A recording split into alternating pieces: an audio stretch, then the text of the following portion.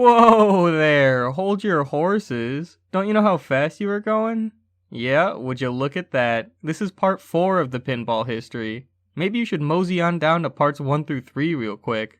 Won't take long. Well, now that that's out of the way, why don't we get started on the finale, huh? Wow, it sure has been a wild ride. Isn't pinball neat? Well, to recap a bit, pinball had some ups, some downs, plenty of villains, plenty of heroes. Everyone died, but ultimately the only survivor was Stern, formerly known as, well, forget those. So, Stern, huh? Okay, I'll bite. Let's see what you guys can do. Wait a minute, who's that? It's me, Gene Cunningham, and I've purchased Capcom's Pinball Company. I've purchased the assets from Alvin G, and eventually I'll purchase the spare parts from Bally Williams. As you can see, I've created my own company, the Illinois Pinball Company. Well, great. What are you gonna do? Nothing for now. Well, anyway, Stern, let's see what you guys can do, huh? Stern wanted to make an immediate impact on the European market, so for their first game, they went with a theme that the whole continent could get behind, Striker Extreme. Nobody likes this game. Well, that could have gone better, but for their next trick, Stern went with 2 historically successful themes. The first was Sharky's Shootout, based on pool, and the second was High Roller Casino, based on cards, among other things. One of Gary Stern's key strategies to get through this apocalyptic time was to make games with big eye-catching toys. After all, these sort of things always did wonders for marketing in the past. Who doesn't want to play the game with a big talking head? High Roller Casino, though not everyone's favorite, is a great example of this design direction. I mean, just look at all the gambling you can do here. You want a game based on Monopoly? We sure do, said nobody, but they did it anyway, and it's actually more fun than the board game. Well, it's been a little bit, and Stern's been kicking around with some games, but they haven't made that truly top-tier game yet. You know, one to contend with some of Williams' best. That is, until the Simpsons Pinball Party. This pinball machine was made to commemorate the Simpsons' 300th episode, and boy howdy, you could call it a celebration alright. Stern had some experience making a Simpsons pinball before as Data East, and that one was good too, but not nearly as good as this one. Simpsons Pinball Party was also Keith Johnson's big hit. Johnson worked at Williams at the tail end of their existence, so he never got to make his dream game with super in-depth rules that would take quite some time to complete. Luckily, Stern let him do just that. So, you know, good for him. Well, look who's back. Just a little old pinball designer, Steve Ritchie. You might have heard of him. Anyway, Ritchie's back working on pinball, this time for Stern. His first game for them was Terminator 3, Rise of the Machines. What the hell? This machine isn't rising? They didn't name it Terminator 3 Power to the Cannons. Despite that blunder, Steve will continue at Stern to expand his already impressive portfolio even to this day. Stern's second critically acclaimed game would be Lord of the Rings in 2003. I mean, it's Lord of the Rings, someone was gonna make a pinball on it eventually. Still no Harry Potter though, thank God. Looking at the team, it's nice to see so many familiar faces, as well as some new guys too. And Balrog was there? All Stern games are like this, and I'm glad all our homies found somewhere to go at the end of the day. Hey, I got a new pinball machine I want to show you guys. I got Steve Kordick to design it and everything. Wait a minute, who is that? That's Chicago Gaming Company, and they're coming literally out of nowhere to make Vacation America for no one to play. Well, I am glad to see a new company, but wait, where did he go? With games like these, Stern's firmly supplanted themselves as the new protagonist after all the old ones died in the last arc. And with guys like Steve Ritchie and Pat Lawler back on board, they continue to make some pretty good games with the likes of Ripley's Believe It or Not and Elvis. Let's just hope they don't slip up anytime soon, huh? It is me, the great Gene Cunningham. Ignore my swindler name because I'm back to unveil something you virgins could never imagine. Behold, one of the few remaining Big Bang bars. I paid a pretty penny for this baby, but I didn't show it off just to boast. Oh, no, dear audience, I present my plan to remake Big Bang Bar for you loyal pinball patrons. So yes, give me all your money and I definitely won't disappear forever. And then, he disappeared.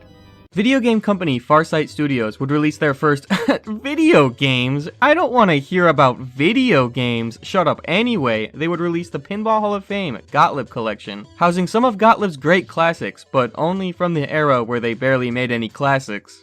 I guess Farsight cared about pinball preservation, because from this, as well as their future efforts, they'd play a big role in cataloging plenty of classics for people who just can't play those games anymore. Still though, weird they started off with Gottlieb, I'm just saying.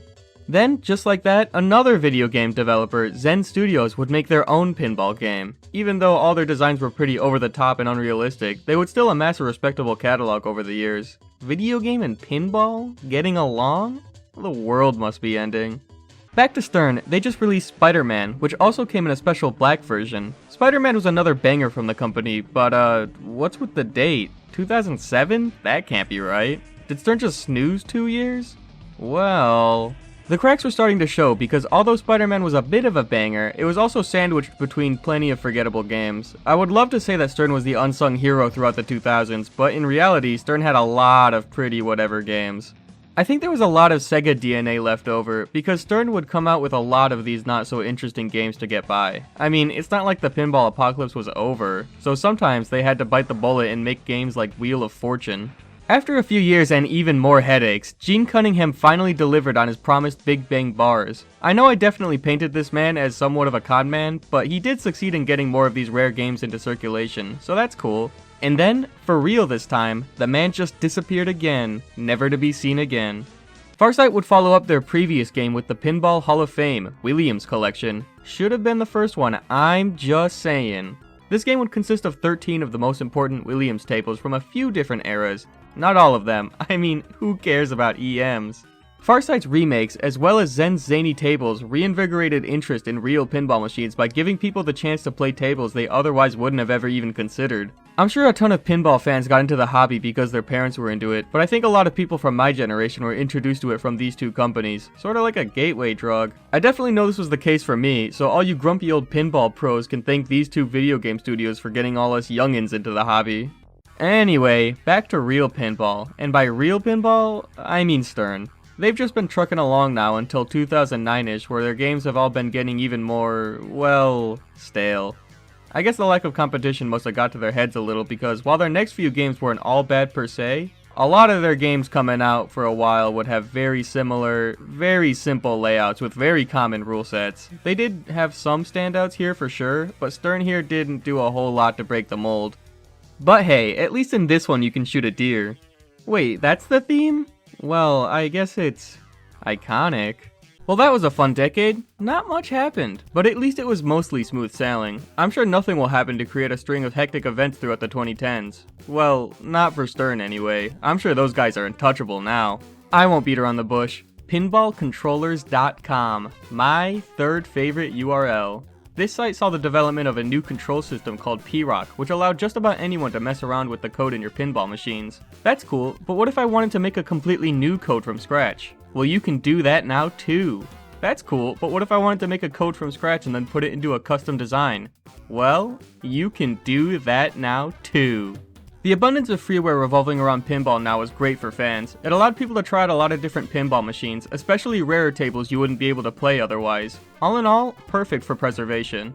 This also sort of led to the advent of V-cabs. Wait, what's a V-cab? Virtual pinball cabinets, as the name implies, aren't actually real pinball machines. Instead, they play pinball on a screen and the game is controlled by an emulator.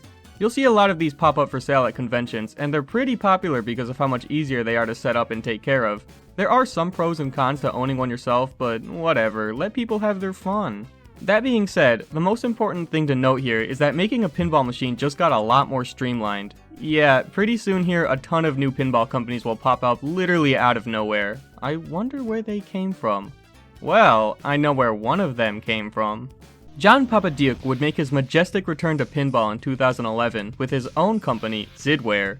Along with it, he'd announce his first game, Magic Girl. The game looked stunning, and it came from a legendary designer, so the orders came piling in. Papadiuk maybe got a little too excited and announced 2 more games with more plans for future ideas. This won't end poorly. Unfortunately, John didn't actually have the means to make any of the games he said he would. He was using up all their money just to try to get Magic Girl to work. It quickly became clear that he wasn't going to be able to finish Magic Girl or any of the other games he announced in a timely manner. Needless to say, the public was not happy and the lawsuits came piling in, only making things harder for John and his company. Remember how I said Spider-Man came out in 2 different versions? Well, this is around the time that Stern started making multiple versions of all their games. Usually it'll be something like Pro, Premium, and Limited Edition, which is standard practice now. It's one of Stern's modern business strategies, different versions for different markets. The differences between versions depends on the table, but usually pros are the slightly cheaper version made for tournament play and bigger production. The premiums and limited editions will be a little pricier, but come with a completely different art package and some other nice touches and little goodies. Breaking news, new pinball manufacturer, Jersey Jack, has just been made. This time, by Jack Garnieri. Who's that? Jack's been a bit of a pinball veteran for a while now, serving EMs back in 1975, and now he wants to make his own company. Okay, good luck. But, just like Stern, Jack went into Jersey Jack with a plan. Jack hired ex-employees from Williams, Bally, Gottlieb, and even Stern. When he got his all-star team together, he basically told them to do whatever they wanted. Shoot for the moon. Bad advice for Zidware, but unlike Zidware, Jersey Jack could deliver. Their first game was announced to be Wizard of Oz, and it was supposed to be released this year, but I guess Jack broke his leg or something, cause that didn't happen. In the meantime, Stern got back to what they normally do. Some good games, some meh games. Obviously, they weren't too fazed by all the new guys. Another beloved Stern game, AC/DC, would end up coming out around here. Although all the same Stern tropes are still here, AC/DC holds a very rewarding rule set and is a pretty mean game all things considered. Either that or I'm just bad. Speaking of new guys, here's Andrew Highway, from Wales. What? The United Kingdom? That's not Chicago. How do they ever expect to make it?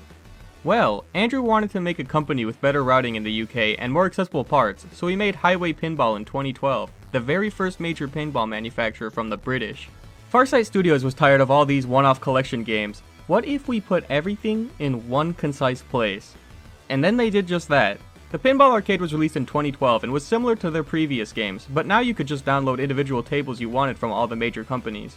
Over the years, they've recreated over 90 classic pinball machines for you to play in the comfort of your own home.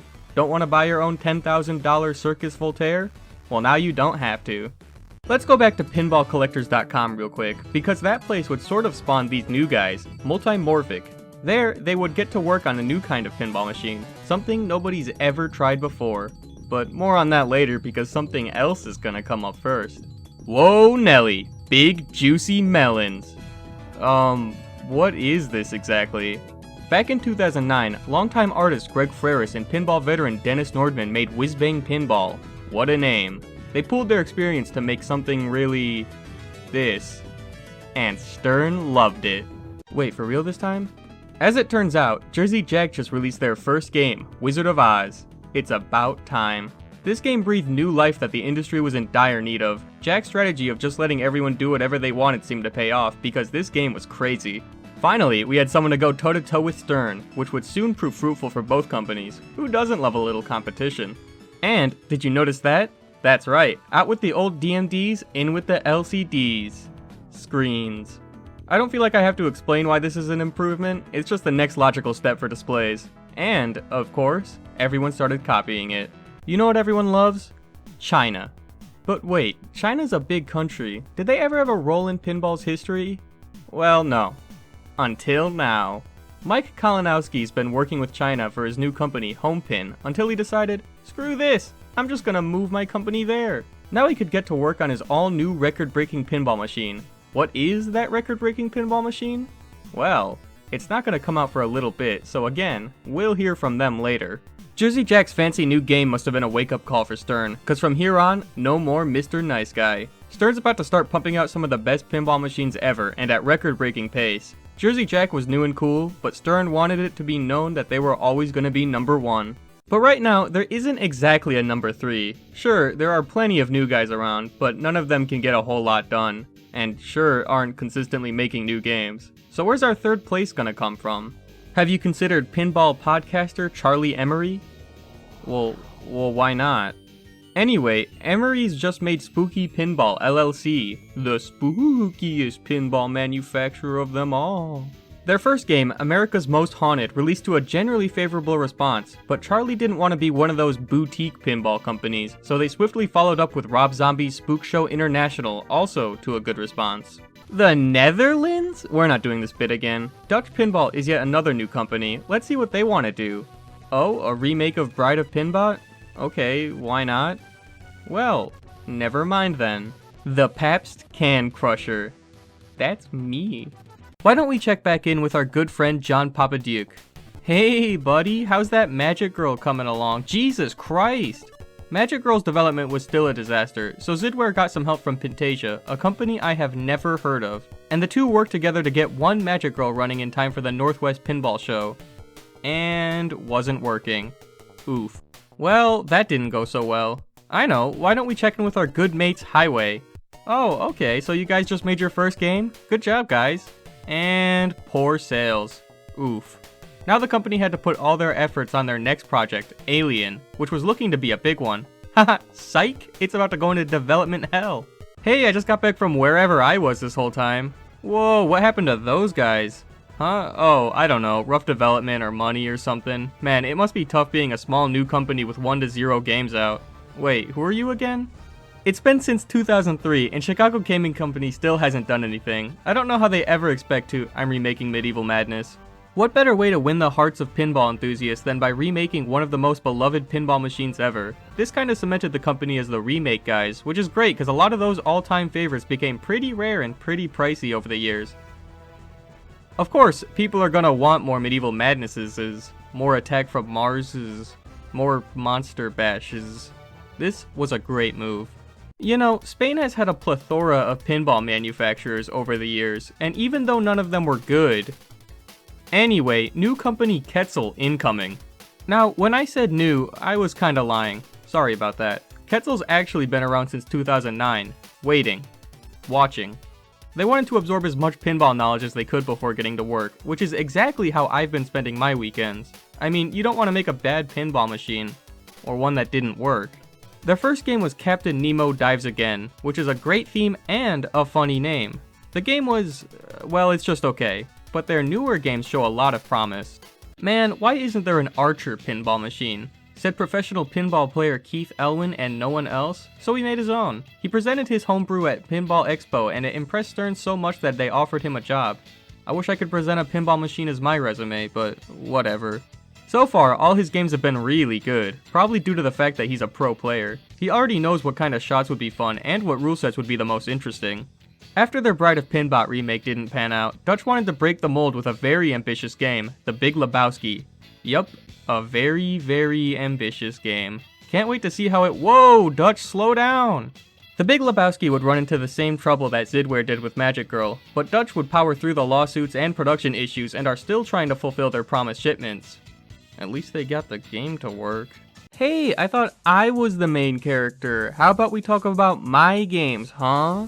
After plenty of great games, Stern made, wouldn't you know it, another amazing game, Ghostbusters. Premiere would never. Now with Jersey Jack running amok, Stern had to make sure they weren't going to be falling back into their old habits. Ghostbusters would be the first showcase of artwork from Zombie Yeti, who may be one of the best artists in pinball history. It's really fun.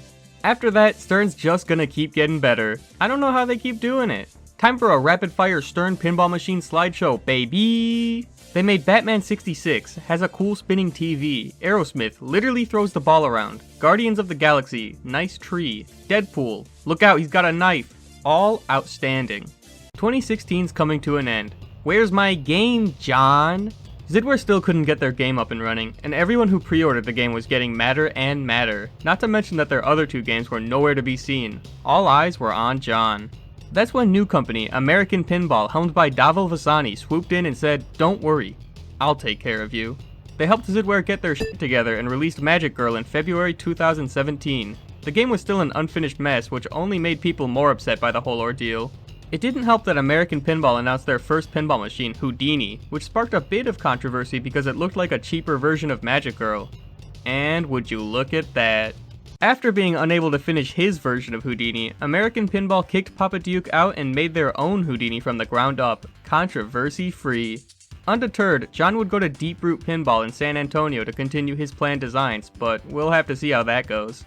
Maybe it's because he designed my favorite pinball, but I feel like I need to defend John a little. Because of everything that's happened, he's seen as a scam artist or just incompetent. You gotta remember, John was new to pinball in the late 90s, and you know he still had some big ideas after everyone died. The way I see it, he just made a game that was too big for his fledgling company to handle. The mounting lawsuits and the public scrutiny made things worse for everyone, and he just crumbled under the pressure. Even though he was still mostly at fault, I could easily see a world where he was able to get Magic Girl out working just fine. He probably would have been seen as a hero instead of the villain he's seen as today, but what do I know? Well, that went as smoothly as it could've. I know, why don't we check in with our good friends at Highway? Oh boy, Alien was still going through a rough patch for many reasons. Unreliability, lack of parts, troubles with Fox, key people leaving, it wasn't looking good. Even through all that, Alien did come out, and it's pretty good too. Shame the company had to die for it. On the bright side, the Pinball brothers exist, I guess, and they're gonna pick up the mantle producing more Aliens for fans. That's nice. Meanwhile, Jersey Jack released Dialed In. They've released 3 quality games so far, proving that they can be formidable rivals to Stern. But, like, not really, because I don't think anyone can overtake Stern at this point. Anyway, Dialed In was the first original concept from a major company in a long time. Pat Lawler was back, and to honor that, he made sort of a spiritual successor to his classic disaster-themed games. What's the disaster on this one? Everything. And phones. Let's go back to Spooky for a sec. What have you guys been up to lately? Oh, yikes. So while all this other shit's been going on, Spooky's been taking on some commercial jobs to make ends meet, which resulted in, I kid you not, Domino's Spectacular Pinball Adventure. These games did not go over well with fans, but hey, you gotta do what you gotta do. And now that they're done doing what they had to do, it's time to get back in the community's good graces. Which brings us to Total Nuclear Annihilation. To say this game was unique is an understatement. Throughout the past 15-ish years, Stern sorta dictated how pinball was meant to look and feel, which itself was dictated by the guys before them. And then here's Spooky, busting down the wall like a madman with TNA. Original themes were already something fans have been wanting for a while, but I mean, just look at it. The 80s vaporwave aesthetic, the light show, wild. To add to its uniqueness, the game had a flat yet very addicting layout. It owed a lot to classic design while bringing its own ideas with it. When the game came out, everyone was like, okay, Spooky, you're alright. And then, emerging from their crazy science lab or something, Multimorphic pulls up with their new thing, P3. While it might be 20-ish years off from Pinball 2000, it might as well be the successor to it. P3 is Multimorphic's new system, which adds dynamic LCD graphics and ball tracking magic on the playfield like this is 2005 and we're all playing with Fushigi again. The other cool thing about it is that you can take out the non-screen section and swap it out with a different kit, essentially giving you multiple games for a margin of the price. That's right, with just one cabinet, you can play Lexi Lightspeed, Cannon Lagoon, Rocks, whatever that is, and even more to come. Ladies and gentlemen, the moment you've all been waiting for, Homepin's all-new record-breaking pinball machine, Thunderbird. Thunderbird is the lowest rated pinball machine ever, even worse than Hardbody. It's cheap, it's boring, it looks like that, and Mike immediately went into damage control. Homepin hasn't made a new pinball since, but to be fair, this was their first, and I can't say I'm not a little curious to see how their newly announced Spinal Tap will turn out. The bar's set pretty low. Can he make it? Oh hey Farsight, didn't see you there. So how's the game going? Ooh, that's a lot. Good job Farsight, you must be proud. That's a lot of hard work. It'd be a shame if someone stole the rights to all the Bolly Williams games and forced you to take down all your tables. Whoa, what happened? As far as anime betrayals go, this has gotta be like, top 3? Farsight had to take down all their best tables, and it was none other than Zen who took them. Now it's Zen who's making the tables again for you to buy and play in the comfort of your own home. Farsight seemed pretty broken up over the whole thing, because it appears they've pretty much given up on further pinball arcade development. But hey, at least you can play like 20 tables at Zen's place now. In the middle of Stern's absolute onslaught, they decided to reskin their Spider-Man to get all the idiots who buy Supreme to buy it. And it worked. You know what I think it's time for?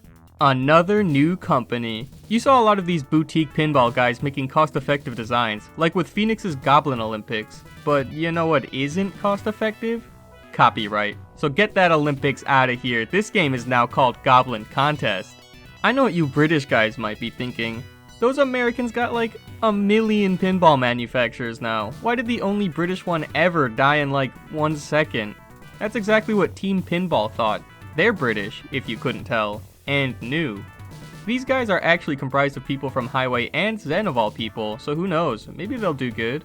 Jersey Jack would make a Pirates of the Caribbean, and in an absolutely crippling blow, it was better than Stern's.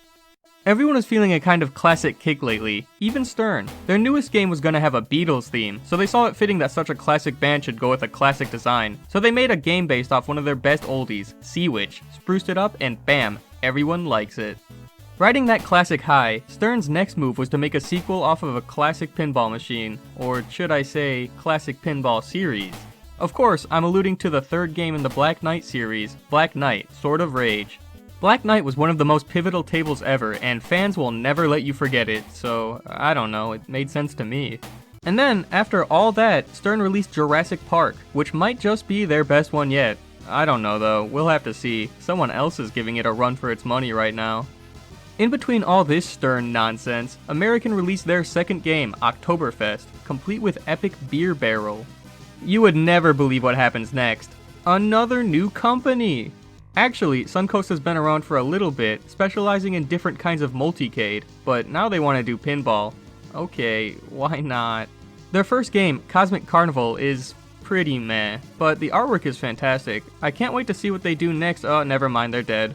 Riding some other sort of high, Stern decided to make another third game in a beloved pinball series, Elvira. That's right, Elvira's a whole pinball series. What you gonna do about it?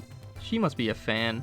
Spooky would come back again after a little bit to give us Rick and Morty, featuring voice work from Justin Roiland himself. Funniest shit I've ever seen. In March 2020, Mark would move Homepin again to Taiwan. I wonder why. Wow, Stern's made so many rock-themed pinball machines. I can't help but feel like someone's missing though. Oh, never mind. Then, Haggis just came out with Celts. Wait a minute. Who in the whole wide world is Haggis? Haggis is a company that wanted to remake Fathom a bit ago. Weird choice. I like it. I'm not gonna spend a whole lot of time on them, cause it's sort of the same song and dance we already heard like a billion times. Bad production, lawsuits, you get the idea. Also, I forgot they existed, so I don't have anything written in my script for them. Remember how I said Jurassic Park might be Stern's best game? Well, their latest game, Godzilla, is shaping out to be a pretty huge one. I mean, look at that building. Usually, newer games will rank very highly for a while, but they'll typically go back down to a more reasonable placement. Godzilla, though, is looking like it even might be the medieval madness killer. We'll have to see how that turns out, though. I guess a company called Riot wanted to make more of their Legends of Valhalla, but couldn't, so American swooped in and said, "Don't worry, I'll take care of you." So I guess they're gonna be making it for them. They're so nice. American Pinball has plenty of cool games under their belt now, so I'm sure it'll be fine. And so, I guess that catches us up to the present. So what's everyone up to now? Well, Stern's making Rush, Spooky's doing a Halloween and Ultraman, American's helping out Riot, Homepin might be working on Spinal Tap, Chicago Gaming Company just announced they're remaking Cactus Canyon, I'm excited for that one. Jersey Jack's doing Toy Story 4, don't know why they skipped 1 through 3, but whatever. Multimorphic's doing Weird Al, about time, right? So yeah, pinball seems to be in a good place right now. I trust most of these guys to keep the hobby alive and well, but pinball has been through many ups and downs. Who knows what we'll see next? I sure don't. What am I, a psychic?